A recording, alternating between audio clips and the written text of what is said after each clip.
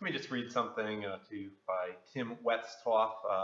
Never met him, but I'm a fan of his work or what he posts on Facebook. Hope to meet him sometime in Florida. I don't agree with everything here, but I agree with the main point, and I think I should share it with you. He writes, I am not a Trump fan.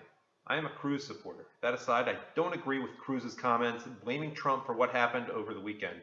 Yet, if I or any supporter of a candidate abandoned them for a misstep, would there be anyone supporting Trump still who has had more missteps than someone with Parkinson's trying to square dance? That's just wrong, by the way, Tim. Yeah, I know, not a PC comment. Dear God, Don Rickles could not exist today. He does, by the way. It's Insult, the Triumph, the Insult comic dog does a pretty good job in the spirit of Don Rickles. By the way, isn't Don Rickles still alive?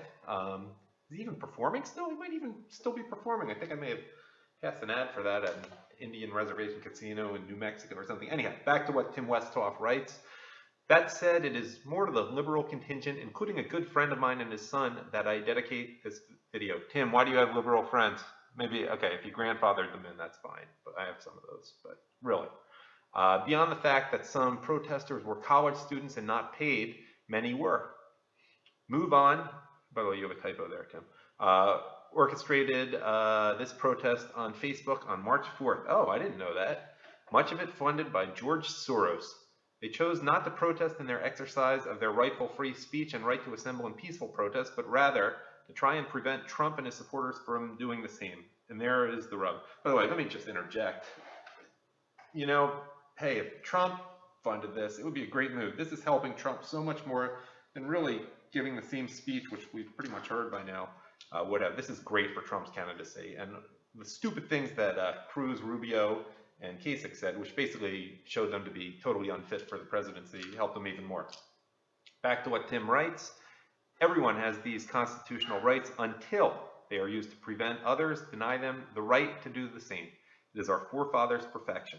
It is the perfect sticky wicket, ode to the British, of the Constitution. Your rights are protected to speak and peaceably assemble and protest, so long as it does not infringe on those same rights for and of others. And that's what the left doesn't get. Or, in my opinion, maybe they do get it and they don't just care. I mean, laws are for the little people. Laws are for the other side. Ask Hillary Clinton about that. Back to what Tim writes. They can't wrap their brain around it. I disagree. They continue, while shouting and arguing to the contrary, to be the most violent, ultimately the most racist, and the least respectful of the constitutional rights of the right. Yeah, hypocrisy is a bitch. But I will defer to Aaron Sorkin, arguably a moderate at best, but a genius as well, in the movie of a fictional liberal president that I love.